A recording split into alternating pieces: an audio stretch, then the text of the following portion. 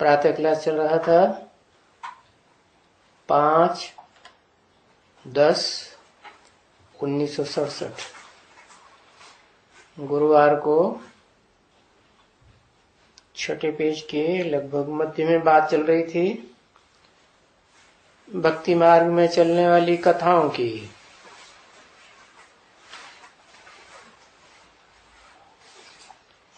तीसरे की कथा की बात आई तो मनुष्यों की आत्मा को तीसरा नेत्र ज्ञान के खुलने की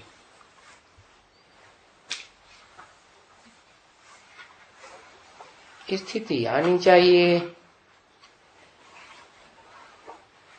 त्रिनेत्री की कथा सुनने से अभी तो आत्मा अज्ञानी है, भक्ति मार्ग में है तो अज्ञानी है,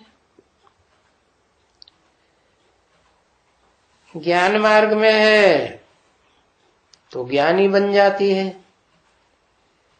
किस बात की ज्ञानी? पहले अपने आत्मा रूपी रिकॉर्ड के ज्ञानी बने, आत्मा के बाप की ज्ञानी। ज्ञानी माने जानकारी वाला, क्योंकि उन धर्म पिताओं की तरह बाप सिर्फ निराकारी तो नहीं है। निराकारी रहे तो ज्ञान कहां से आएगा? वो निराकार जरूर कोई साकार में प्रवेश करके आता है तो ज्ञान देता है, नहीं तो ज्ञान निराकार आत्मा से कैसे आवेगा? तो ज्ञान को ही तीसरा नेत्र कहा जाता है। वो तीसरा नेत्र ज्ञान का खुलता है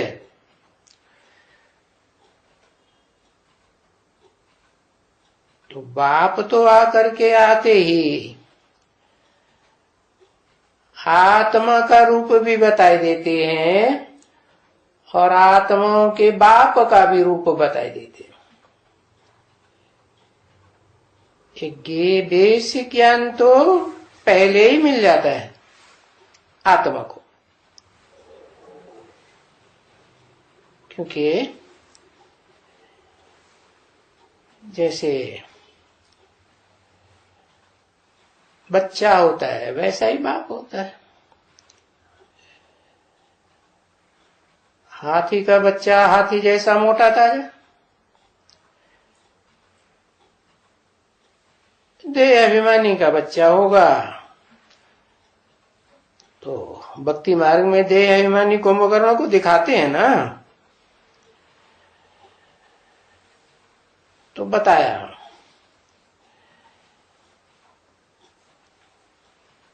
सांप का बच्चा सांप जैसा रूप में,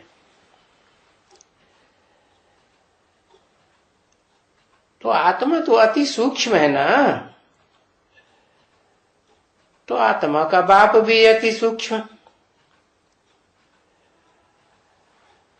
अब आत्मा को अपना ज्ञान मिले तब ही तो बाप को याद करे, बाप को याद करे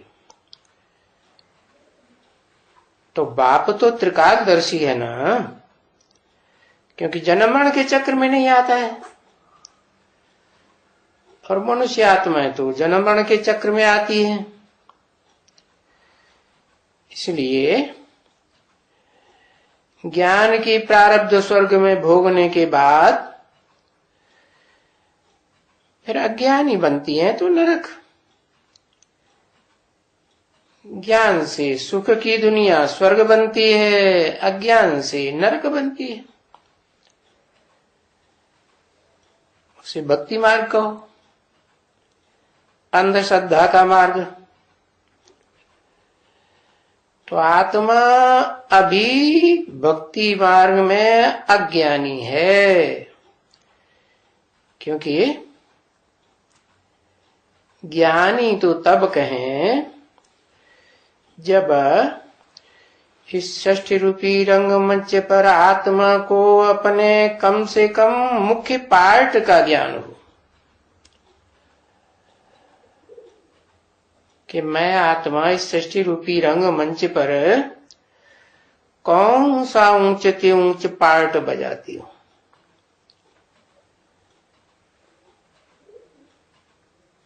नीचे पार्ट का भी जब बाप आते हैं तब पता चलता है कि इस तमो प्रधान कलयुगी दुनिया में सब तामसी बन जाते हैं। तो ज्ञानी बन जाने से सब सृष्टि के आदि मध्यंत को जान जाते हैं। सृष्टि के आदि मध्यंत को भी जान जाते हैं। वो तो बेसिक रूप में बाप ही बताए देते हैं कि नंबरवार आत्मा इस बेहद के नाटक में आत्मा अपने घर से आकर के पार्ट बजाती है।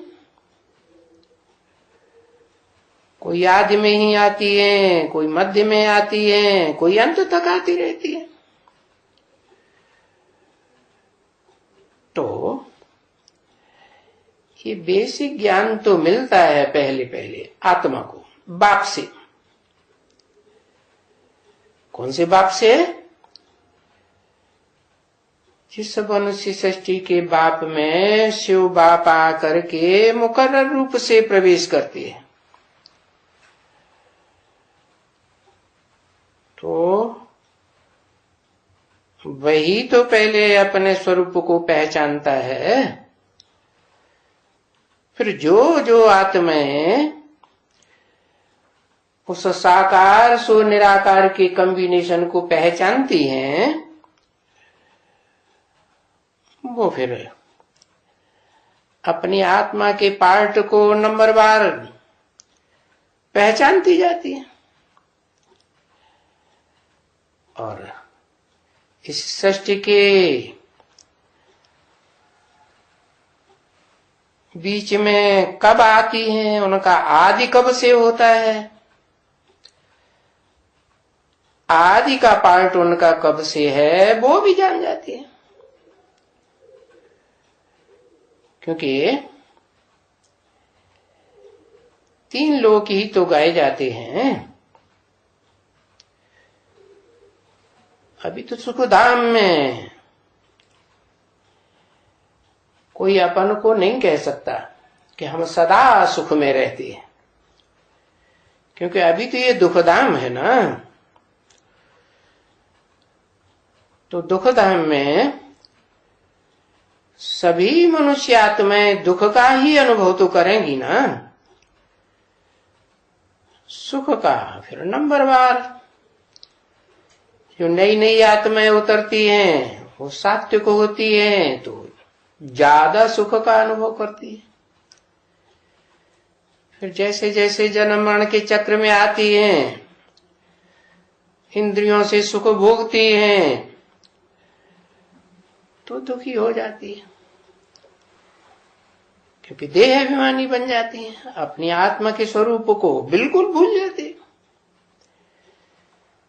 तो अभी तो इसे दुनिया में कहेंगे दुखधाम है। ये एक लोक हुआ। फिर बाप आते हैं, आत्माओं का बाप। वो आत्माओं का बाप साकार मनुष्य तन में आकर के मुकर्रर रूप से बताते हैं कि मैं आता हूं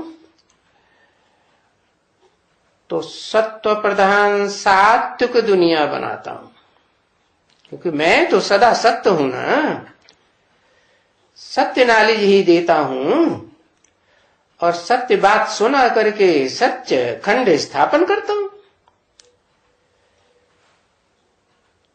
तो बुद्धि में आता है मनुष्य आत्माओं को कि अब हमको दुख धाम से सुख धाम जाने के लिए रास्ता मिल सकता है, परंतु बाप तो है ही शांति धाम का रहने वाला, सदा शांत। इस अशांत सृष्टि में भी आता है तो भी सदा शांत। जिस तन में आता है पतित तन में, अशांत तन में आएगा कि शांत में आएगा? है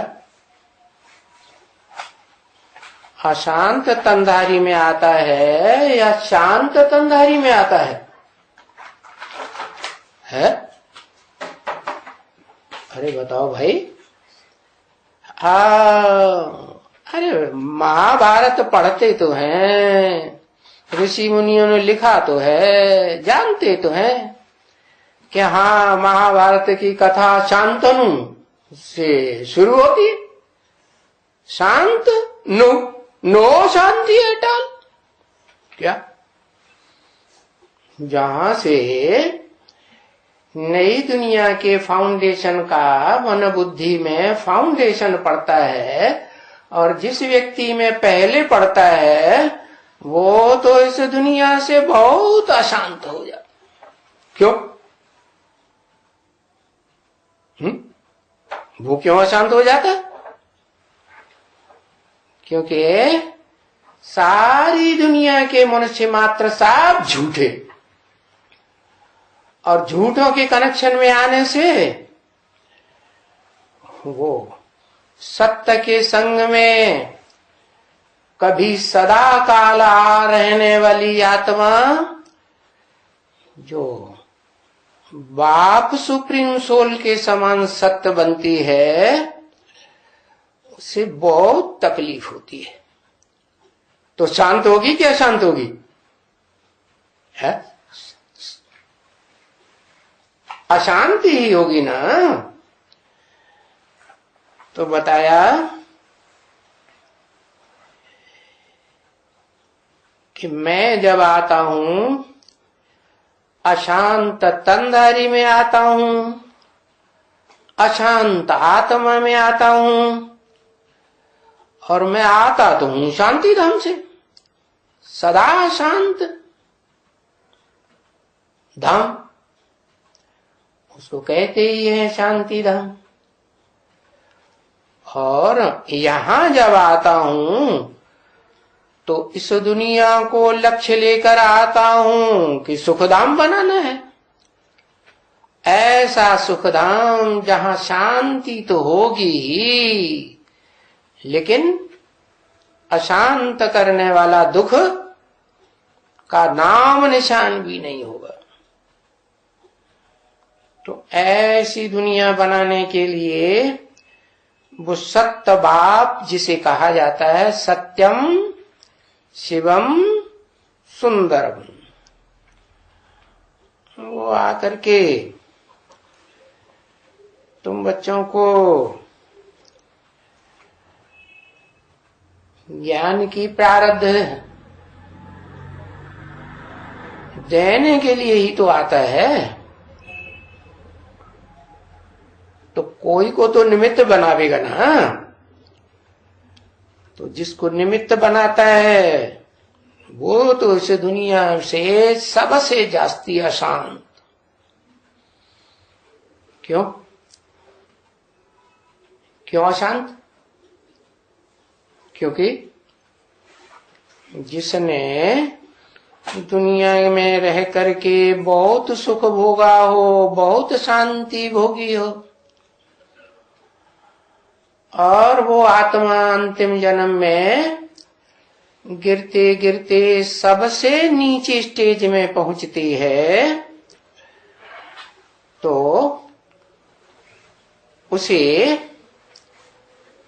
शांति अनुभव कैसे होगी? क्योंकि हर आत्मा सुख तो चाहती है, और सुख के बदले में क्या मिलता है? दुख ही मिल जाता है। तो उस आत्मा को पहले सुखी और शांत बनना, यही तो जरूरी है। एक आत्मा शांत और सुखी बनेगी, जो मनुष्य सृष्टि का बीज है, तो सारा मनुष्य सृष्टि रूपी वृक्ष, जिसे शास्त्रों में अश्वत्थ वृक्ष कहा है, वो नंबरवार पत्ते आत्माएं शांत और सुखी बनेगी या नहीं बनेगी? बनेगी। तो बताते हैं कि तीसरा वतन है शांति धाम। क्या? जिस दुनिया में आता हूं वो दुनिया है अशांति धाम, माने दुख धाम, और उससे ऊंची स्टेज की दुनिया है सुख धाम, और उससे भी ऊंची स्टेज की दुनिया वो है जहां सुप्रीम सोल सदा काल का वासी है। इस दुनिया में आता है, अशांत दुनिया में, तो भी शांत रहता है या अशांत रहता है? शांत रहता है। तो बताते हैं कि ये मूल वतन, जहां आत्माएं मूल रूप में रहती है, बिंदु रूप स्टेज में, अणु रूप में, सदा अणु रूप में रहती है, ज्योति स्वरूप बनकर रहती है, वो है पहला वतन। फिर आत्माएं वहां से आती है इसे स्थूल वतन में, इस दुनिया में, 5 तत्वों की दुनिया में, पृथ्वी, जल, वायु, अग्नि, आकाश, इन 5 तत्वों से ये प्राणियों के शरीर बनते हैं, जिन शरीरों से सात्विक आत्माएं पहले सुख भोगती है, और इंद्रियों के सुख भोगते भोगते अंत में क्या? दुखी हो जाती है, अशांत हो जाती है। तो इस दुनिया को कहेंगे दुखधाम। तो ये क्रम है, आत्मलोक से आत्माएं, मूल वतन कहो, आत्मलोक कहो, सुप्रीम एबोर्ड कहो, मुसलमान लोग अर्श कहते हैं, खुदा अर्श में रहता है, फर्श में नहीं रहता। अभी तो सब भारत के उन सन्यासियों से प्रभावित हो गए, जिन्होंने नई चाल खेली। क्या? आत्मा सो परमात्मा, और जो परमात्मा है वो इस सृष्टि पर सर्वव्यापी है। तो सर्वव्यापी कहने के कारण मुसलमान लोग भी समझने लगे, अरे वो तो कण कण में है, जर्रे जर्रे में है। परंतु ऐसे नहीं है। भले मानते हैं निराकार है, लेकिन निराकार होते हुए भी, कहते हुए भी, मुख से ये तो कहते हैं अल्लाह मियां ने ये फरमाया, अल्लाह मियां ने वो फरमाया। तो फरमाएंगे कैसे? क्या ऊपर से आवाज आती है? जैसे भारत में हिंदू लोग समझते हैं, क्या आकाशवाणी हुई, तो आकाशवाणी कहां से आवाज आई है? कैसे कंस को आकाश से आवाज आई। अरे अल्लाह मियां आकाश में से बैठे बैठे आवाज कैसे करेगा? वहां मुख है, और मुख होगा भी तो इतनी दूर से आवाज कैसे आएगी? है? तो जानते नहीं है कि जैसे निराकार आत्मा शरीर के द्वारा काम करती है, बोलती है, ऐसे वो निराकार है अल्लाह मियाँ कहो, गॉडफादर कहो, सुप्रीम कहो, सुप्रीम आत्मा कहो, वो इस सृष्टि पर आता है तो इस सृष्टि के सबसे जास्ती दुखी, तमो प्रधान, अशांत, पता चला, जिसे भारत के सबसे बड़ा ग्रंथ लिखा हुआ है, कौन सा? महाभारत। भारत में सब जानते हैं कि हाँ बहुत बड़ा ग्रंथ है, दुनिया का सबसे बड़ा ग्रंथ, सबसे बड़ा शास्त्र, और उसी में से गीता निकाली है, जिस गीता को सब धर्म वाले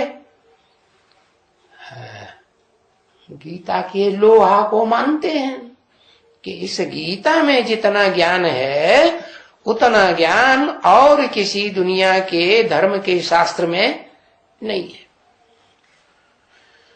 तो इतना प्रभाव होते हुए भी ये किसी की समझ में नहीं आता कि इस सृष्टि के आदि में जहां से कथा शुरू होती है महाभारत की, उसका आदि पुरुष वो शांतनु कैसे हुआ,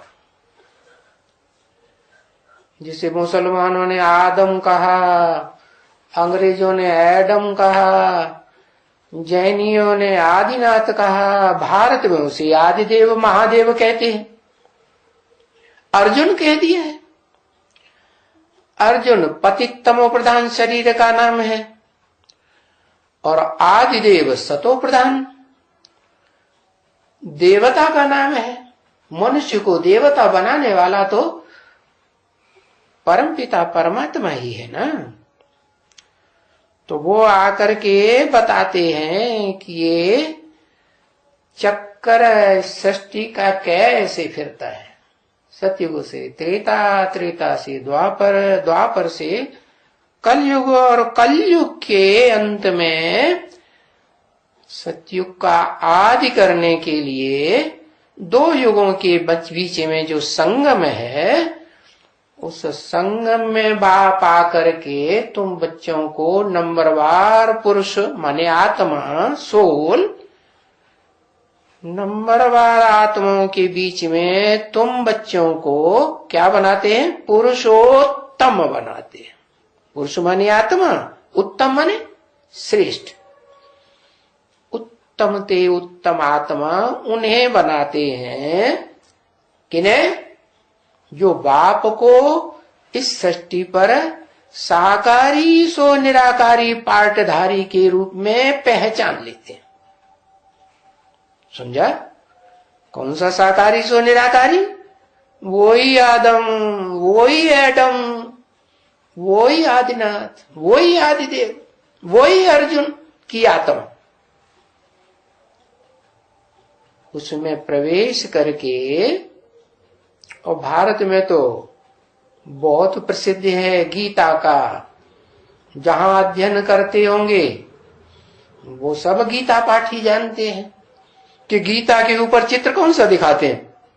है रथ का चित्र दिखाते। वास्तव में ये शरीर ही रथ है और इसकी शरीर की जो इंद्रियां हैं वो ही घोड़े के समान।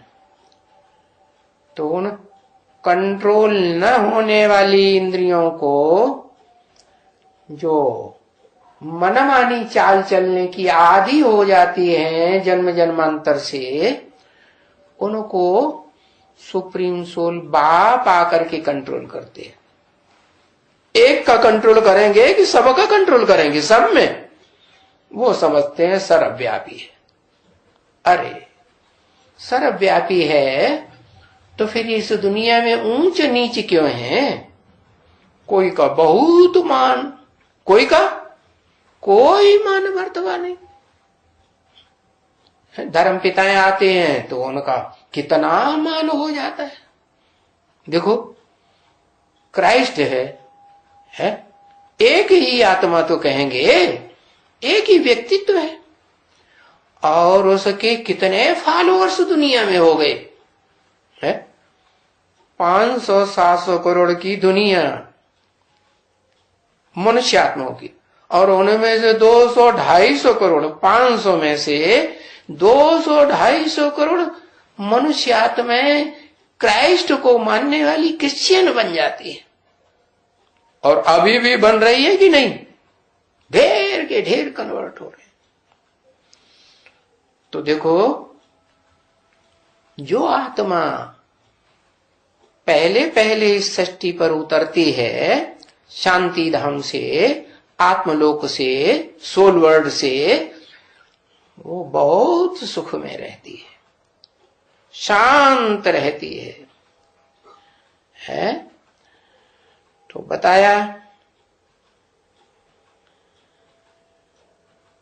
ये जो आत्मा ही है वो ही तीसरा नेत्र है, जो देखने में नहीं आता है इन आंखों से, लेकिन इन आंखों से उस आत्मा की रोशनी निकलती है। कौन सी आत्मा की?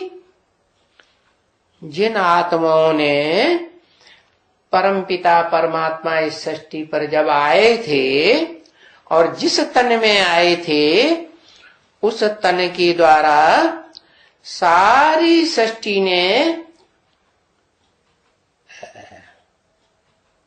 प्रत्यक्ष या परोक्ष रूप में ज्ञान अपनी आत्मा का जरूर लिया था कि मेरी आत्मा इस सृष्टि रूपी रंगमंच पर कैसे कैसे पार्ट बजाती है,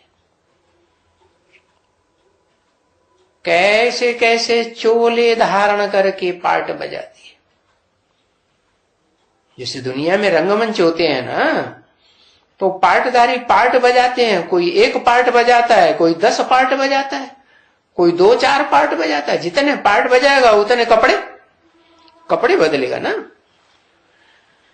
तो ये तीसरा नेत्र आत्मा को देता हूं, जिस तीसरे नेत्र को पहले पहले लेने वाला भारत में त्रिनेत्री शिव कहा जाता है। कहते हैं त्रिनेत्री शिव, वो तो मेरे पार्ट की प्रैक्टिकल यादगार है जो कहते हैं त्रिनेत्री शिव। वास्तव में जिसे त्रिनेत्री शंकर को कहते हैं और तीसरा नेत्र दिखाते हैं खड़ा हुआ, वो पार्ट तो मैं बजाता हूं। क्या? जो कहते हैं देव देव महादेव, अरे मैं आता ही हूं कलयुग के अंत में, तो देव कहां से आ गई है? इस दुनिया में देव होंगे कि दैत्य होंगे? है सारे क्या होंगे? बड़े बड़े दैत्य। और जिसमें मैं आता हूं उसका तो ऐसा पार्ट मजबूत हो जाता है? ऐसी आत्मिक स्थिति मजबूत हो जाती है कि जिसके लिए गीता में लिखा है कि आत्मिक स्थिति जिसकी बन जाए, है ऐसी स्थिति पक्की हो जाए, संपन्न 100% आत्मा बन जाए। जैसे सुप्रीम सोल बाप की आत्मा है, तो उस भोगी आत्मा के बीच क्या कहेंगे, ऐसी पावर आ जाती है अभोक्तापने की कि वो कितना भी बड़े से बड़ा पाप कर्म करे, सारी दुनिया की हत्या कर दे, तो भी उसके ऊपर कोई पाप नहीं लगता। तो देखो, मैं आता हूं तो ये तीसरा नेत्र ज्ञान का देता हूं। अब ऐसे में जो जितनी प्रैक्टिस करे, क्या कि मैं आत्मा ज्योति बिंदु हूं। इस ज्योति बिंदु आत्मा की रोशनी इन स्थूल 2 आंखों से निकल रही है। जब तक ये रोशनी निकल रही है तब तक ये शरीर चलता फिरता बोलता है। बोलते चलते को चैतन्य कहा जाता है। और जब वो आत्मा ज्योति बिंदु जो भ्रकुटी के मध्य में रहती है जिसकी यादगार में है, भारत में आज भी माताएं बिंदी लगाती हैं भ्रुकुटी के मध्य में। आस्था ज्यादा होती है ना माताओं में, भावना ज्यादा होती है, तो वो आज भी बिंदु लगाती है। तो वो बिंदु रूप जो निराकारी आत्मा है, ज्योति स्वरूप है, जिसकी ज्योति आंखों से निकल जाती है, तो शरीर मुर्दा हो जाता है। मुर्दे शरीर में कोई चैतन्यता नहीं रहती, न वो बोल सकता है न चल सकता है, जड़वत हो जाता है। जैसे पत्थर जड़वत हो जाता है, हिलता डुलता है नहीं। तो बताया ये आत्मा को तीसरा नेत्र जो देता हूं, अब जो जितनी प्रैक्टिस करे उस ज्योति बिंदु आत्मा को याद करने की है, उतना उसके अंदर ज्ञान आता जाएगा, क्योंकि आत्मा अपने को सूक्ष्म अनुभव करेगी, और सूक्ष्म आत्मा इस सृष्टि में जो मनुष्य सृष्टि का बाप है उसे पहचान करके उसके द्वारा मेरी पावर को धारण करेगी। समझा? तो सारा मदार किस बात के ऊपर हुआ? कौन से पुरुषार्थ के ऊपर? अपन को आत्मा समझो। तो ये तीसरा नेत्र मिलने से सारा ज्ञान जब आ जाता है अच्छी तरह से आत्मा में, फिर ज्ञान से ये इतना पद मिल जाता है। कितना पद? इतना पद मिल जाता है, ये इतना पद मिल जाता है। किस तरफ इशारा किया है? नारायण की तरफ इशारा किया। अरे नारायण तो जड़ चित्र है। ये इतना पद मिल जाता है, किस तरफ इशारा किया? बाप जड़ चित्रों को समझाने आते हैं, जड़ चित्र बनाने आते हैं क्या है? जो जड़त्व मुई बुद्धि वाले ब्राह्मण हैं वो जड़ चित्र बनाने में लगे रहते हैं, और जो आत्मा अपन को आत्म की स्थिति में स्थित करने की प्रैक्टिस करती है वो अपने को चैतन्य चित्र बनाने में लग जाती है। तो बताया ये इतना पद मिल जाते हैं। ये माने कौन? ये माने इशारा किया किसकी तरफ? आदम की तरफ इशारा करते हैं, अर्जुन की तरफ इशारा करते हैं, जो विश्व विजयी बनता है। ये विश्व विजय का लक़ब दुनिया में कोई नहीं ले पाता। शास्त्रों में दिखाते हैं अर्जुन को ये लक़ब मिला है। आज की गवर्नमेंट में जो झंडा गाने हैं, झंडा उठाते हैं, उसमें भी आज ये गायन चलता है, विश्व विजय करके दिखलावे तब होवे प्रण पूर्ण हमारा। तो विश्व विजय करने वाला कोई आज भी सृष्टि में गाया जाता होगा ना? कौन गाया जाता है?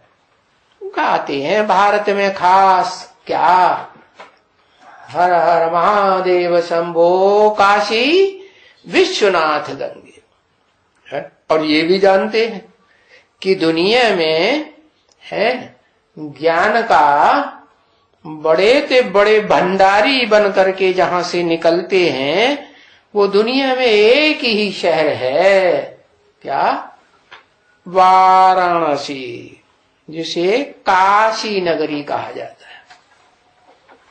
इसीलिए कहते हैं काशी विश्वनाथ गंगे।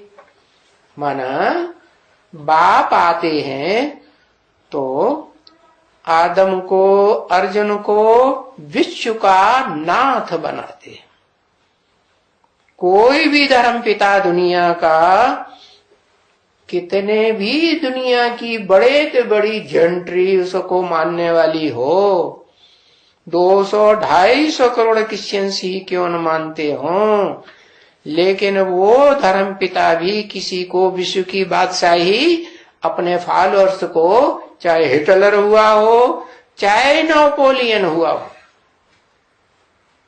विश्व की बादशाही नहीं दिला सका या दिलाने की योग्य नहीं बना सका। ये विश्व की बादशाही मैं ही आकर के गीता ज्ञान देता हूं। कौन कौन? मैं ही। क्या नाम उसका? ओरिजिनल नाम है शिव।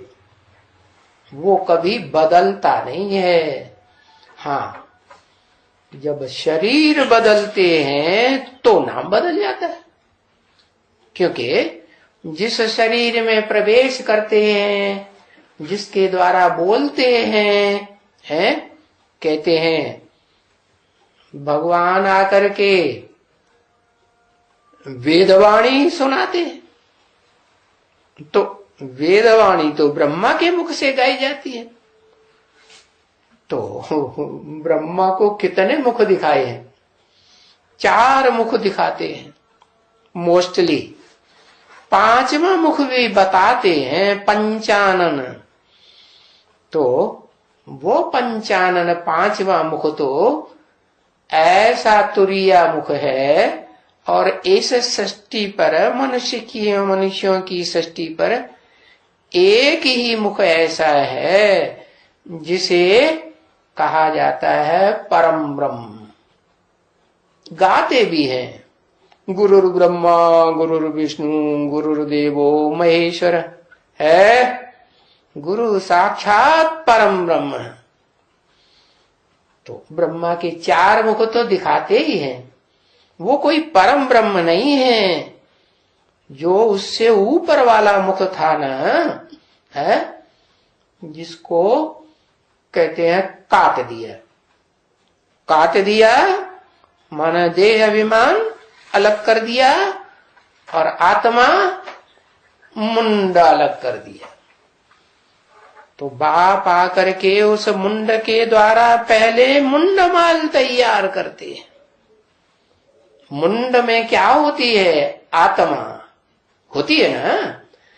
तो वो ऐसी आत्माएं मुंडमाला में आने वाले मणकों का संगठन इकट्ठा पहले करते हैं, जो इस षष्ठ रूपी रंगमंच की बीज रूप आत्माएं, दुनिया की सारी मनुष्यात्माएं उन बीजों से ही निकलती है। चाहे वो देवात्माएं हों और चाहे वो दैत्यों की आत्माएं। देवात्माएं माने सुख देने वाली आत्माएं, दैत्य आत्माएं माने है शरीर की चीर फाड़ करके दुख देने वाली आत्माएं। क्या शरीर को दुख मिलता है ना? है दुख काहे से मिलता है? मारपीट से मिलता है ना। हाँ, तो दैत्यों का काम है हिंसा करना, और देवताओं का काम है सुख देना। और भगवान का काम क्या है? जिसे भगवान कहा जाता है उसका काम है भाग्यशाली बनाना। क्या? कैसा भाग्यशाली बनाना? हाँ, जो जन्म जन्मांतर का राजा बने, और एक राजा नहीं, क्या पूरी माला रूपी संगठन बना के जाते हैं। क्या हर धर्म में माला घुमाते हैं ना? कोई धर्म ऐसा है आस्तिक धर्म जो भगवान को मानने वाला हो, जिसे में माला न घुमाई जाती हो? सब धर्म वाले माला घुमाते हैं। किसकी यादगार? वो भगवान ने आकर के वो माला रूपी संगठन तैयार किया था। कौन सी आत्माओं का? मुंडमाला का पहले संगठन तैयार किया था। मुंडमाला माने जो मस्तक में ज्योति बिंदु आत्माओं को याद करने की सबसे जास्ती प्रैक्टिस करती है। तो वो आत्माएं थोड़ी होंगी या ज्यादा होंगी? इस मनुष्य सृष्टि पर है श्रेष्ठ आत्माएं ज्यादा होती है या बहुत थोड़ी होती है? बहुत थोड़ी। क्योंकि जो सुप्रीम सोल बाप है वो श्रेष्ठ से श्रेष्ठ आत्मा है। तो बच्चे कैसे होंगे जो डायरेक्ट बनते हो? उसके डायरेक्ट बच्चे, सन्मुख आकर के पढ़ाई पढ़ने वाले बच्चे भी कैसे होंगे? हाँ, श्रेष्ठ से श्रेष्ठ बच्चे। तो बताया, तो ज्ञान जो लेते हैं नंबरवार, उस ज्ञान से ये इतना पद मिलता है। कितना पद? जितना ये अर्जुन को मिलता है। अर्जुन कहो, आदम कहो, एडम कहो, आदिदेव कहो, आत्मा वही एक ही है। इतना पद माने कितना पद है? कहते हैं अर्जुन को भगवान ने ज्ञान दिया तो उसमें इतनी शक्ति आ गई कि उसने सारे विश्व को विजय कर लिया। तो उसको कहते हैं पृथ्वीराज, पार्थ। क्या? पार्थ माने पृथ्वी का राजा। इतना पद मिल जाता है। अभी समझा ना? क्या क्या समझा है? कि अपनी आत्मा के स्वरूप को पहचानने से और उस स्वरूप में टिकने से कितना ऊंचे से ऊंच पाटधारी आत्मा बन सकते हैं षष्ठी रूपी रंगमंच पर। एक जन्म के लिए नहीं, अनेक जन्मों के लिए भी बन सकते हैं। हाँ, नंबरवार तो होंगे। उस माला में कोई मण के रूपी आत्मा ऐसी होंगी जो एक जन्म ही बनेंगी, है, और कोई ऐसी होंगी जो जन्म जन्मांत तक राजा बनेंगे। तो बताया,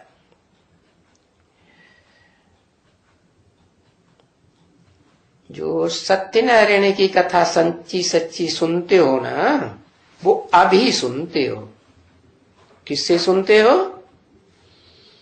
जो इस षष्ठी रूपी मनुष्य षष्ठी में जो मैं ज्ञान देता हूं, उस ज्ञान को पूरा हप करती है। पूरा माने कितना है? मेरे में जो अखूट ज्ञान का भंडार है, तीनों काल का, तीनों लोक का, वो सारा का सारा अखूट ज्ञान का भंडार वो आत्मा धारण करती है। कौन? जो विश्व का है मालिक बनती है। तो ऐसी सच्ची कथा तुम सुनने वाले सत्यनारायण बन रहे हो क्या? और सत्यनारायण बनने वाले भी, सत्य बोलने वाले भी नंबरवार होंगे कि एक जैसे होंगे? मैं आकर के जब पढ़ाई पढ़ाता हूं सत्य की, सच्चाई की, सत्य को ही ज्ञान कहा जाता है कि झूठ को ज्ञान कहा जाता है? झूठ को तो अज्ञान कहेंगे ना। तो ऐसी सत्य की पढ़ाई पढ़ने वाले जो बच्चे निकलते हैं नंबरवार, जिनकी मालाएं हैं, जो हर धर्म में स्मरण की जाती हैं, गुरिये गुरिये को स्मरण करते जाते हैं, तो ऐसे बच्चे तुम अभी नंबरवार बन रहे हो। उनमें से कथा किसकी गाई जाती है? जो अव्वल नंबर बनता है उसकी भारत में घर घर में आज कथा होती है। लेकिन वो कथा सच्ची होती है या झूठी होती है? हाँ, झूठ खंड की दुनिया, तो झूठी कथा चलती है। सच्ची कथा तो मैं आकर के बताता हूं, अनेक जन्मों की कथा आकर के बताता हूं। एक को बताता हूं, एक अपने अनेक जन्मों की सारी कथा को जान जाता है और अपने आधार पर जो आत्माएं तैयार होती हैं आश्रय लेकर के, वो आत्माएं भी नंबरवार अपने अपने जन्म को पहचान जाती। पहले पहचानेंगी या बाद में पहचानेंगी? पहले पहचानेंगी। तो अभी टाइम है ये अपने जन्मों की सब बच्चों को सही सही सच्ची सच्ची कथा समझने की स्टेज लानी है। इसको कहेंगे तीजरी की कथा, माने तीसरा नेत्र खुलने की कथा। तो जो पहला नंबर होता है उसका गायन हो जाता है, इसलिए त्रिनेत्री शंकर को कहते हैं तीसरा नेत्र। पुरुषों में कहते हैं शंकर, और कन्याओं माताओं में भी कोई होगा कि नहीं? है, होगा। तो कन्याओं माताओं में कौन? उसको कहते हैं जगत पिता, सारे जगत का पिता, मनुष्य मात्र का पिता। और उसको कहते हैं जगदम्बा। क्या? लक्ष्मी भी कहे तो कहेंगे महालक्ष्मी।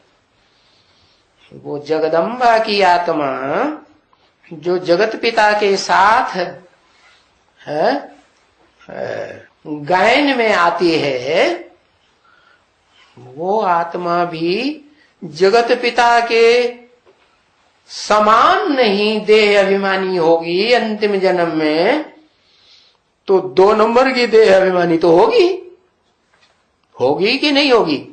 है।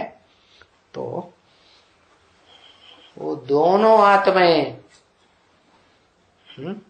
जिसको एक को कहते हैं नारायण और दूसरी को कहते हैं क्या? लक्ष्मी। लेकिन जब संपन्न बनती है तो साथ ही बन करके संपन्न बनती है। क्या? नारायण को कहेंगे महानारायण। क्या? कौन कौन सी 2 आत्माएं मिलकर महानारायण गए?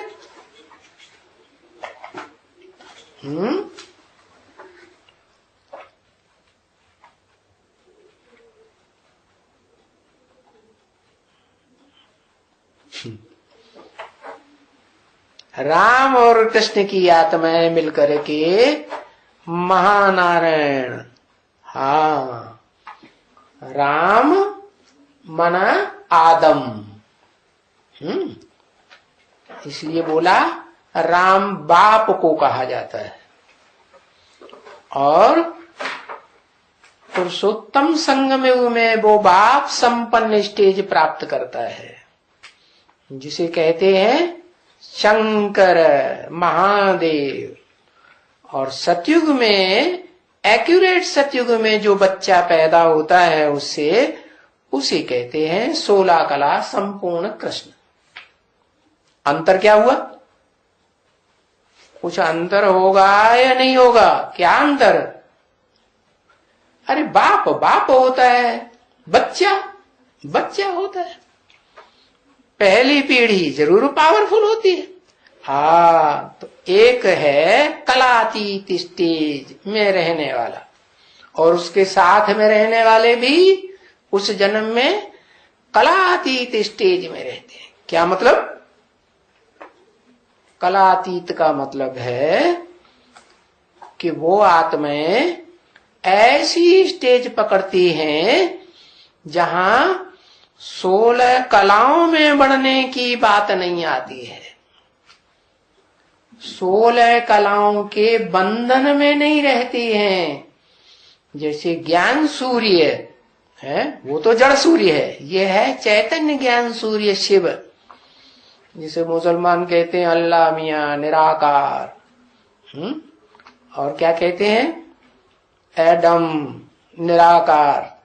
निराकार माने जो जन्म मरण के चक्र में गर्भ से जन्म नहीं लेता है।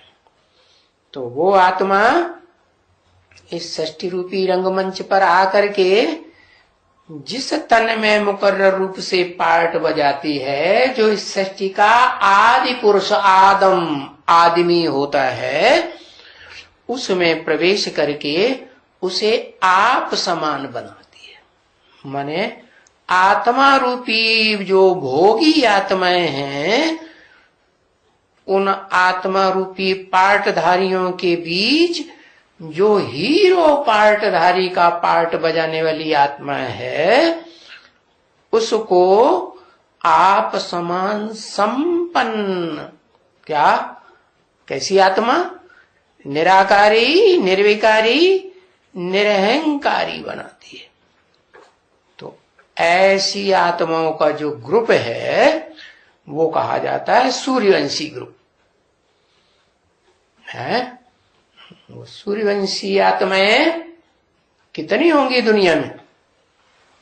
आज भी षष्ठी रूपी रंगमंच पर मौजूद हैं, जो सुप्रीम सोल बाप ने आकर के इस सृष्टि पर प्रवृत्ति मार्ग के देवताओं की दुनिया स्थापन की थी। है कितनी है? कितनी है?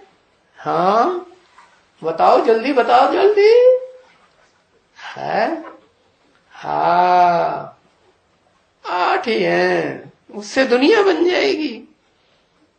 हाँ इतनी देर लगती है लिखने में। अरे भाई, जो बाप सूर्यवंशी होगा साकार में, तो उसका बच्चा सूर्यवंशी नहीं होगा है? और उस बच्चे की प्रजा नहीं होगी सूर्यवंशी। बाप भी सूर्यवंशी, लेकिन बाप है कलातीत सूर्य के समान पार्ट बजाने वाला, और साथ ही भी उसी तरह से कलातीत सुख भोगने वाला। और जो बच्चे होते हैं वो तो फिर गिरती कला के होंगे ना। तो बताया, जो शास्त्रों में भी लिखा हुआ है कि भगवान बाप आते हैं तो क्या बनाते हैं? तुम बच्चों को मनुष्य से देवता बनाते हैं। अब उन देवताओं में अव्वल नंबर तो एक ही होता है, जिसे कहते हैं देवों में बड़ा देव महादेव। लेकिन उस महादेव से जो दूसरी पीढ़ी तैयार होती है, उसमें जो पहला बच्चा तैयार होता है, पैदा होता है, उसे कहते हैं 16 कला संपूर्ण नारायण। तो उस 16 कला संपूर्ण नारायण को आज भारत में सारे ही ऋषि मुनि विद्वानों ने समझ लिया है, क्या कि वो ही भगवान है। अरे 16 कला संपूर्ण को भगवान कहेंगे या देवता कहेंगे? भगवान मनुष्य को देवता बनाने आता है, तो भगवान तो देवता से ऊंचा होगा ना। और देवता है साकार, तो बनाने वाला भी कैसा होगा? बनाने वाला भी तो साकार होगा ना। तो कौन हुआ साकार है? जो 16 कला संपूर्ण देव आत्माओं को जन्म देता है।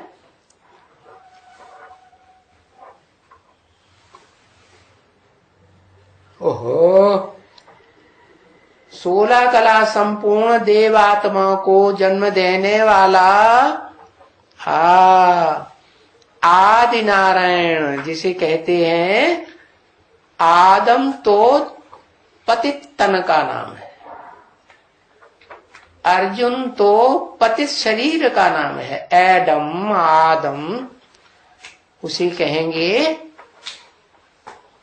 आदिदेव, महादेव। लेकिन साकार शरीरधारी या शरीरधारी होता ही नहीं, साकार शरीरधारी। और उस साकार शरीरधारी में बाप समान निराकारी स्टेज वाली आत्मा। कैसी निराकारी स्टेज?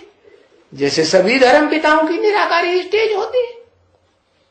कोई भी धर्म पिता के चेहरे मोहरे को ध्यान से देखो, है? बुद्ध को देखो, क्राइस्ट को देखो, गुरु नानक को देखो, उनके चेहरे से निराकारी अव्यक्त आत्मा दिखाई देती है या देहाभिमान दिखाई देता है? आत्मा चेहरे से ही देखने में आती है। तो वो तो धर्म पिताएं हैं सामान्य, लेकिन उन धर्म पिताओं का भी, बापों का भी बाप है वो आदम, जो संपन्न स्टेज प्राप्त करता है। तो वो ऐसे चित्र में दिखाया जाता है। कैसा चित्र?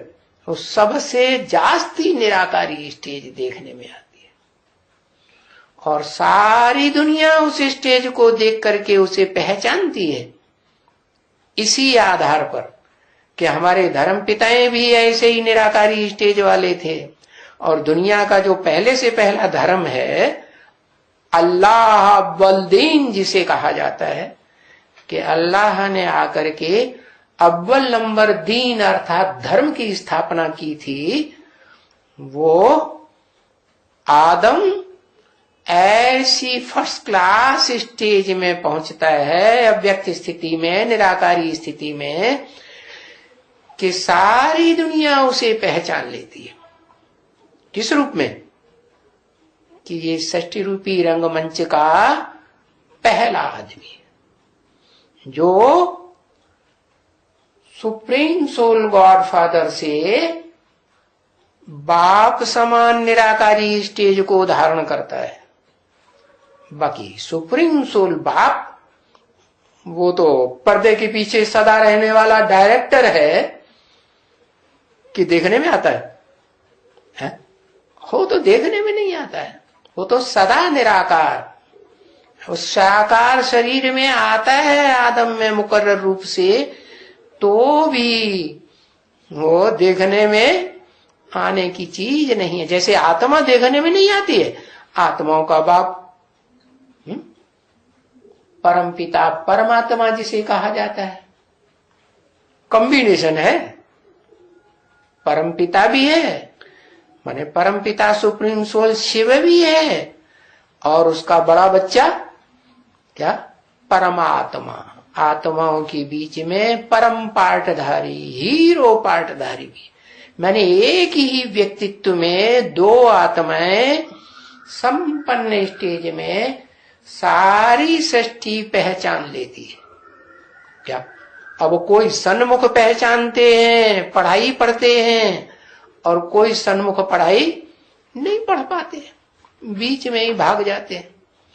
और कोई ऐसे हैं जो टीवी में देखते हैं, रेडियो में सुनते हैं, अखबारों में चित्र देखते हैं। जैसे आज भारत में भारत की गवर्नमेंट के जो भी नुमाइंदे हैं, शासन चलाने वाले, वो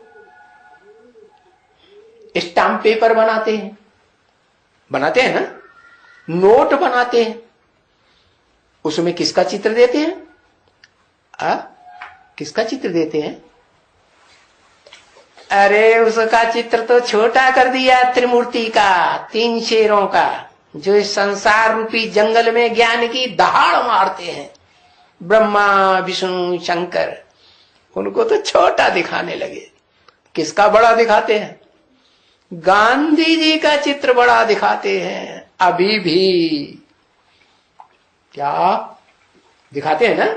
हाँ, स्टाम्प पेपर पर नहीं दिखाते, लेकिन नोटों में तो दिखाते हैं। आगे चल के स्टाम्प पेपर पे भी दिखाने लगेंगे।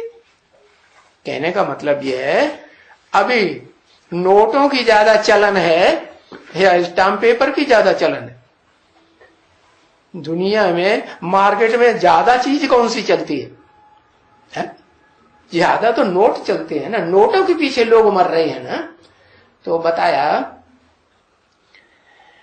कि वास्तव में ये स्टाम्प तो होना चाहिए एक परम पिता परमात्मा का, सिर्फ परमात्मा का नहीं, परम पिता का भी, और उसके बच्चे का नाम बाद में परमात्मा का भी।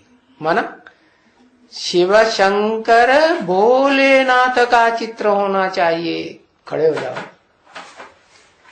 तो लेकिन अज्ञान है, आत्मा का ही ज्ञान नहीं है। परमपिता परमात्मा का ज्ञान कहां से होगा? तो जो आत्माएं जानती ही नहीं है, तो वो आत्माएं कैसे जानेंगी कि वास्तव में इस सृष्टि रूपी रंगमंच पर सुख शांति लाने वाला वो प्रैक्टिकल व्यक्तित्व कौन है, जिसके आधार पर ये सारी दुनिया में सुख शांति का राज्य स्थापन हो सकता है। न जानने के कारण फिर वो यही कहती है, कपड़े का झंडा बनाती है, 3 रंग उसमें दिखाती है सतोप्रधान और सफेद रंग सतोप्रधान, और हरा रंग विषैला होता है ना, हाँ हरा रंग, और रजो प्रधान और तमो प्रधान। कौन सा? लाल रंग। कितना तमो प्रधान? इतना तमो प्रधान कि अगर सारी दुनिया में जो वो लाल रंग क्रांति लाता है ज्ञान की, उस ज्ञान की क्रांति को प्रैक्टिकली मानने के लिए अगर तैयार नहीं है तो सबका विनाश करा देता है। वो सुधरते हैं, वो तो नई दुनिया में जाते हैं, नहीं सुधरते हैं तो उस दुनिया से बर्खास्त, शरीर छोड़ करके उनको उस नीचे क्या घर में जाना पड़ता है, जहां से आत्माएं गिरना सीखती है। कौन सी आत्माएं है? वो ही आत्माएं जो 4 मुखों वाले ब्रह्मा को तो पहचानती है, लेकिन 5वां मुख जो ऊर्ध्वमुखी ब्रह्मा है उसको तहे दिल से नहीं पहचानती। तो बताया कि सत्यनारायण की कथा अभी सुन रहे हो क्या? और भी नारायण होते हैं सतयुग में, ऐसे नहीं कि एक ही पीढ़ी होती है। क्या एक ही जन्म होता है सतयुग में? नहीं, और भी जन्म होते हैं। जैसे क्रिश्चियंस में king Edward first second third हुए ना, ऐसे ही जो सतयुग में नारायण हैं वो भी गद्दियां चलती हैं। 8 नारायणियों की 8 जन्म में 8 गद्दियां चलती हैं। परंतु वो नारायण वाली आत्माएं इस सृष्टि रूपी वृक्ष की आधार मूर्त जड़ें हैं। क्या?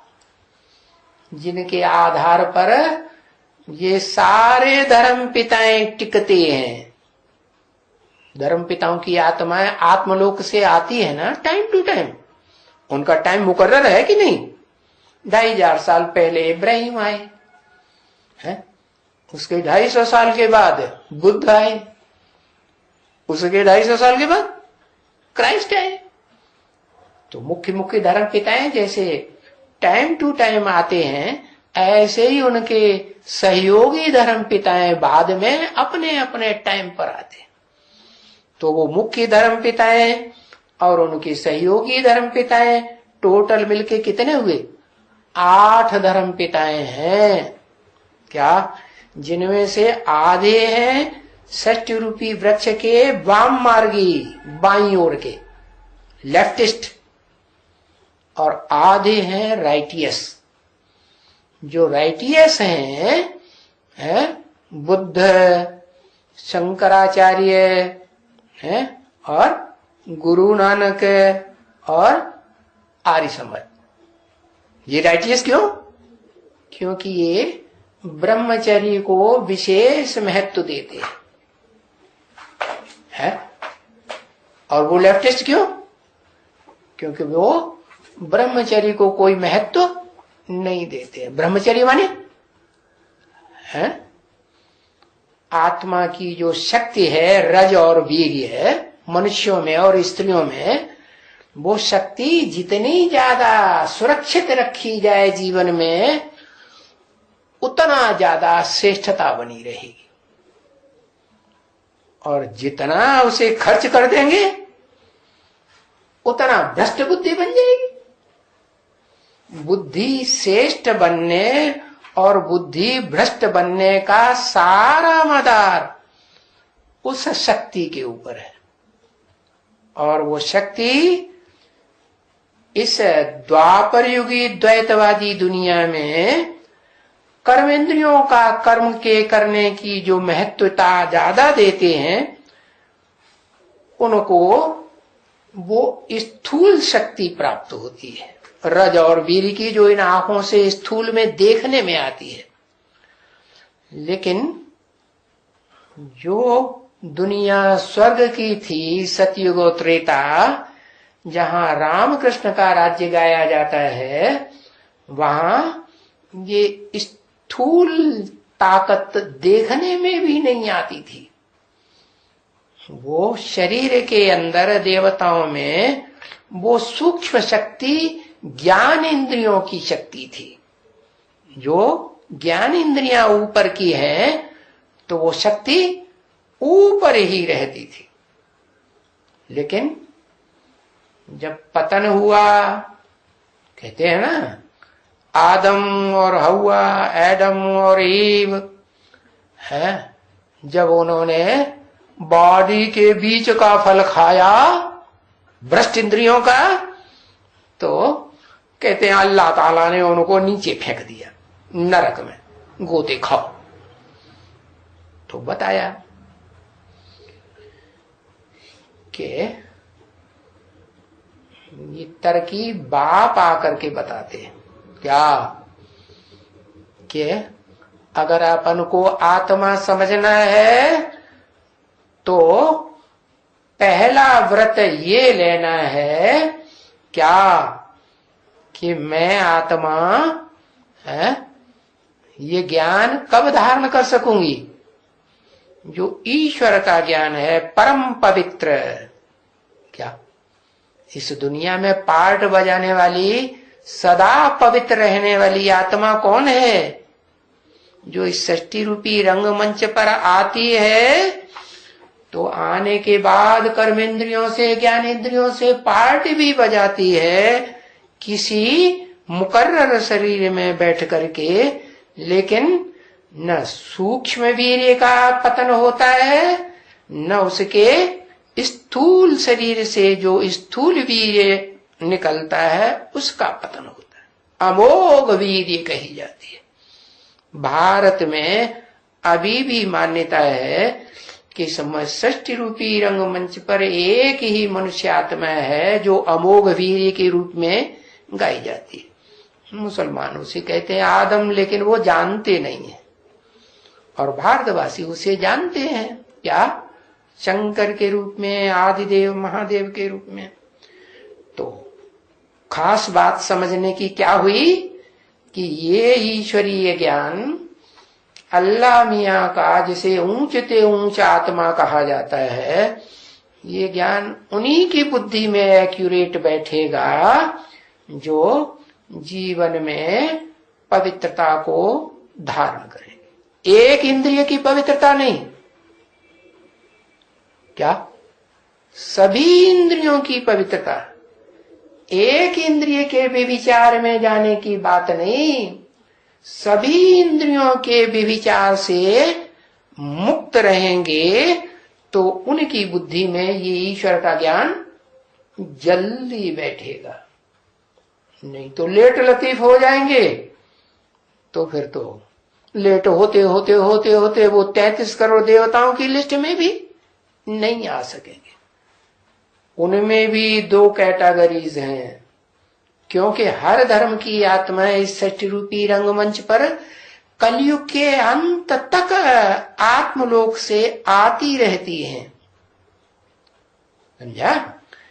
तो कुछ आत्माएं ऐसी हैं जो जन्नत में ही आती हैं और जन्नत के, स्वर्ग के सुख भोगती हैं, जहां दुख का नाम निशान नहीं होता। उसे कहते हैं सृष्टि का आधा समय सतयुग त्रेता, आधा कल्प। और उसके बाद ये दुनिया है जो स्वर्ग की बनाई हुई, जन्नत की बनाई हुई दुनिया, आदम को जहां भेजा जाता है पहले पहले, वो दुनिया सुप्रीम सोल बाप, जिसे अल्लाह मियां सुप्रीम गॉड फादर कहते हैं, वो ही बनाते। और वो आधा समय खत्म होता है, पूरा होता है इस दुनिया का, तो आत्माओं में, देव आत्माओं में आधी कलाएं रह जाती। 16 कला से 8 कलाओं से कम रह जाती। बस उसी समय से निमित्त बनने वाली आत्माएं जो हैं इस सृष्टि रूपी रंगमंच पर कौन कही जाएंगी है? क्योंकि ऊपर से जो आत्माएं आती हैं, इब्राहिम, बुद्ध, क्राइस्ट, गुरु नानक वगैरह, वो तो सात्विक आत्माएं आती हैं। कैसी आती हैं? हाँ, अपने समय की संपूर्ण आत्माएं आती हैं, उनमें कोई दोष नहीं होता। लेकिन जो स्वर्ग से आत्माएं सुख भोगते भोगते नीचे उतरती हैं, वो नंबरवार कैटेगरी के नारायण होते हैं। क्या कोई कम कलाओं के नारायण, कोई उत्तरोत्तर ऊंची कलाओं वाले नारायण। तो बताया सतयुग में 8 पीढ़ियां होती हैं, तो 8 नारायण हुए हैं। और वो 8 नारायण ही नंबरवार है इस सृष्टि रूपी रंगमंच पर द्वैतवादी द्वापर युग से पार्ट बजाना शुरू करते। उनमें से जो पहला है सतयुग का नारायण, 16 कला संपूर्ण, वो तो अपने धर्म का पक्का तो रहता है, परंतु दूसरों के प्रभाव में जल्दी आता है। क्या इसलिए नीचे गिरेगा या ऊंचा उठेगा? है नीचे तो गिरता है। बताया कि नीचे गिरता है तो सुख कम भोगेगा। 16 कला संपूर्ण कलाओं में बंधा हुआ नारायण जो हैं, वो कम सुख भोगेंगे या ज्यादा सुख भोगेंगे? उनके मुकाबले जो कलातीत सुख भोगने वाली आत्मा है, कम सुख भोगती। तो बताया कि इस सृष्टि रूपी वृक्ष का 2 हिस्से तो बता दिए, दाईं ओर की शाखाएं और बाईं ओर की शाखाएं। और जो बीच का तना है वो नीचे से लेकर के ऊपर तक सीधा ऊपर जाता है। उसमें भी 2 हिस्से, आधा हिस्सा दाईं ओर की जड़ों की तरफ है और आधा हिस्सा बाईं ओर की जड़ों की तरफ। क्या? तो जो बाईं ओर की आत्माएं हैं भारतीय धर्म वाली, और जो दाईं ओर की आत्माएं हैं भारतीय धर्म वाली, और जो बाईं ओर की आत्माएं हैं विदेशी धर्म वाली, उनमें ज्यादा पावरफुल कौन सी बनती है द्वैतवादी द्वापर युग से? लिख के बताओ। कौन सी जात में ज्यादा पावरफुल कहें? जो अपने प्रभाव में तो लेती है लेकिन दूसरों के प्रभाव में, दूसरे धर्म के प्रभाव में नहीं आती। ज्यादा पावरफुल, वी से कनेक्टेड। वी से कनेक्टेड क्या? दाईं ओर की? अरे दाईं ओर के तो भारतीय आत्माएं हैं, देव आत्माएं हैं। और देव आत्माएं तो, देवताएं तो कमजोर होते हैं। देव आत्माएं बाद में प्रत्यक्ष होती हैं और आसुरी आत्माएं इस संसार में, संसार के सामने, दुनिया वालों के सामने पहले प्रत्यक्ष हो जाती है। आज दुनिया में पावरफुल कौन प्रत्यक्ष हुए पड़े हैं? कौन से धर्म के लोग हैं? इस्लाम धर्म के लोग, क्रिश्चियन धर्म के लोग, बौद्ध धर्म के लोग, उनका वर्चस्व ज्यादा है। जो भारतीय धर्म है वो तो प्रभाव में आ जाते हैं। क्यों प्रभाव में आ जाते हैं? क्योंकि ये जो भारत देश है ना, वो मातृ देश कहा जाता है। क्या? माता का देश। माता की ये विशेषता होती है, कोई भी धर्म की माता हो, खास करके भारत की माताओं की ये विशेषता है कि बच्चा कैसा भी खराब से खराब पार्ट बजाने वाला हो, लुच्चा हो, लफंगा हो, है व्यभिचारी हो, है चोर हो, डकैत हो, लेकिन माता उस बच्चे को अपनी नजदीक गोद में रखना चाहेगी या दूर करेगी? क्या करेगी? नजदीक रखना चाहेगी। तो ये पार्ट भारत की माताओं का है, इसलिए भारत में माता का विशेष गायन है। और प्रैक्टिकल में भी देखा जाता है। विदेशी आत्माएं आई, भारत में इतने आक्रमण किए, इतना आधीन बनाया। आधीन को क्या कहेंगे? सुखी या दुखी? पराधीन सपने सुख नाई। सबसे जास्ती पराधीन दुखी होता है। तो ऐसी भारतवासी आत्माएं जो भी विदेशी आए, आक्रामक बन करके आए, हिंसा करने वाले बन करके आए हैं, और उनको भी भारत में स्थान दिया। भारत की न माताओं ने, आत्माओं ने, भारतीयों ने स्थान दिया, और स्थान दे करके ऐसे ही रखा जैसे हमारे देश के वासी शरणागत वत्सल माताएं जैसे होती हैं, ऐसे ही शरण में रखा। शरण से बाहर नहीं किया। क्या? अब आज की भारतीय गवर्नमेंट तो प्रजातंत्र गवर्नमेंट है, राजाओं की गवर्नमेंट नहीं है। जिन राजाओं को सुप्रीम सोल बाप ने आकर के राजाई दी थी, राजयोग सिखा करके, तो ये तो प्रजातंत्र शासन है जो कि विदेशियों के द्वारा लाया गया है प्रजा के ऊपर प्रजा का राज्य। अब ये प्रजातंत्र राज्य कोई भगवान ने नहीं बनाया, ये तो मनुष्यों के द्वारा बनाया हुआ राज्य। मनुष्यों को नर कहा जाता है। नर क्या बनाता है? नर नरक बनाता है। तो ये नरक ही बनाई हुई जो प्रजातंत्र सरकार है, ये तो रौ रव नरक बना के दिखाएगी, और देश देश में रौ रव नरक बनता जाएगा।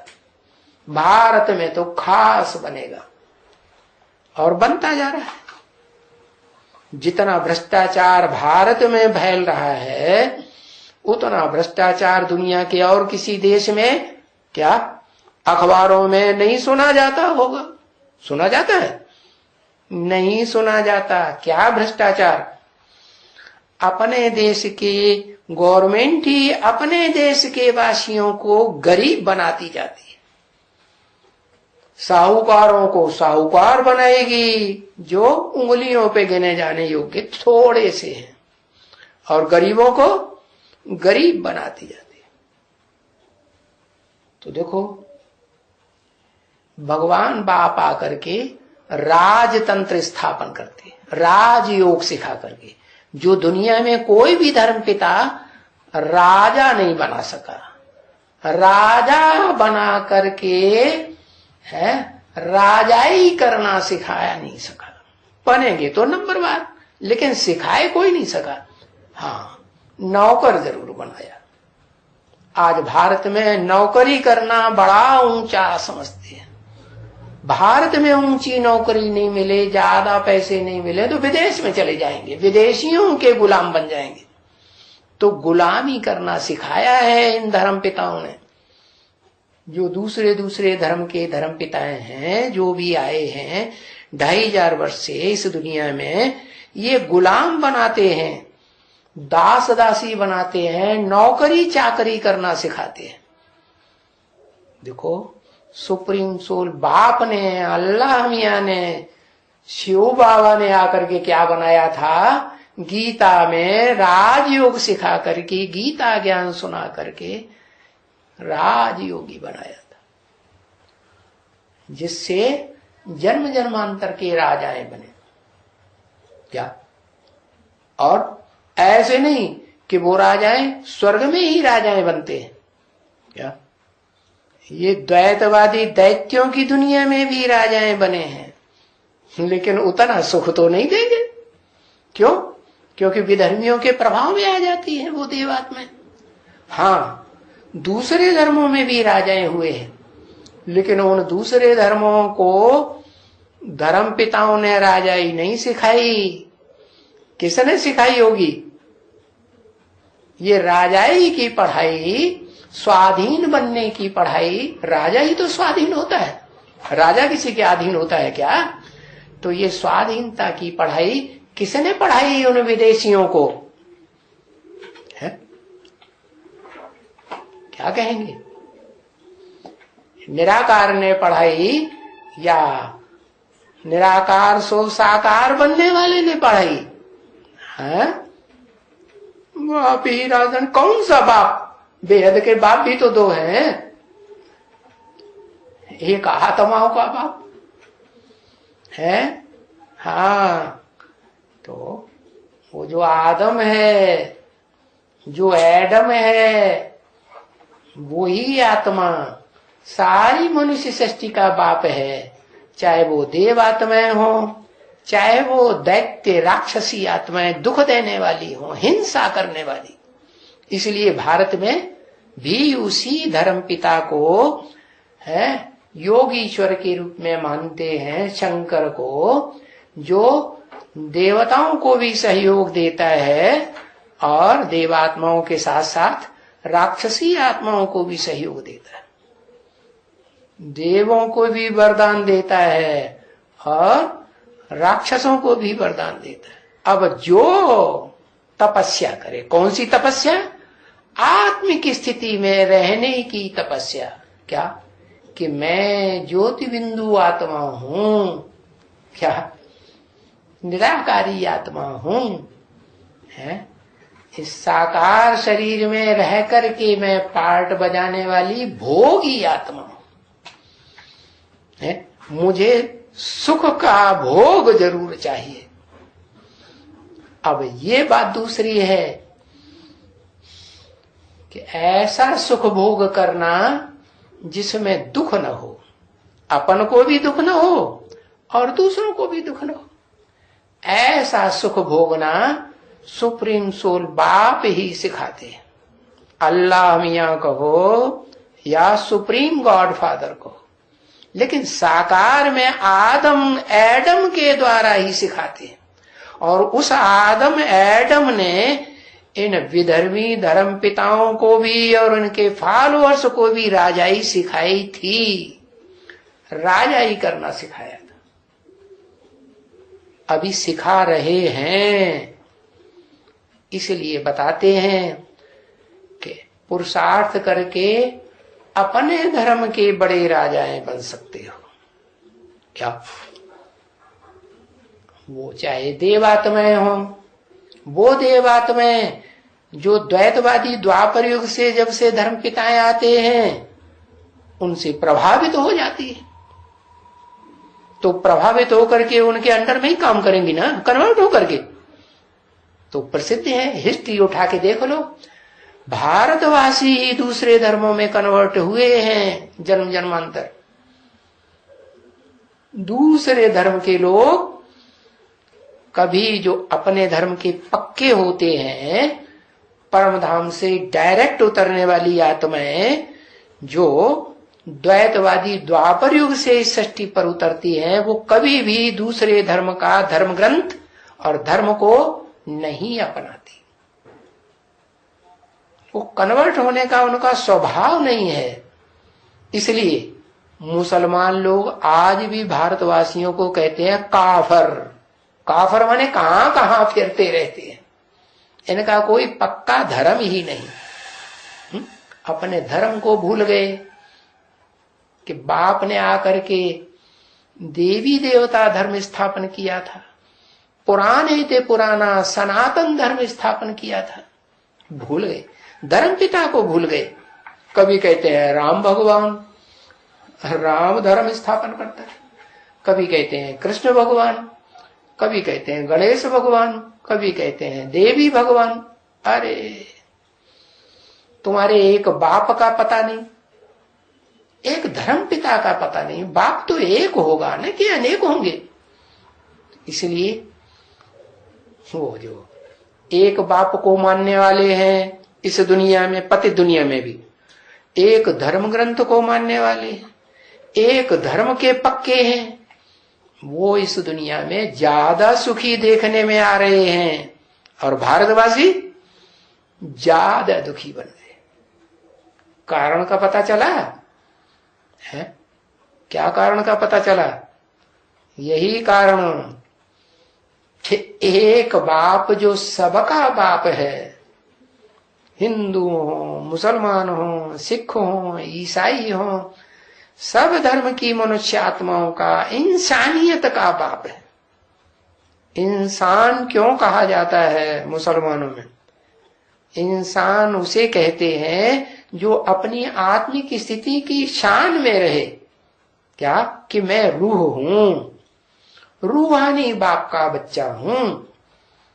कौन सा रूहानी बाप है? वो रूहानी बाप का बच्चा हूं जो इस सृष्टि रूपी रंगमंच पर अव्वल नंबर सुख भोगने वाली रूहानी आत्मा बना था, अव्वल नंबर रूह बना था। बनने से पहले तो नहीं था, तो जरूर किसी ने बनाया होगा। तो जिसने बनाया उसे वो कहा जाता है अल्लाह, सुप्रीम सोल। हिंदुओं में कहते हैं उसे क्या? भगवान है। जैनियों में उसे कहते हैं ऋषभदेव, आदिदेव। ओम शांति।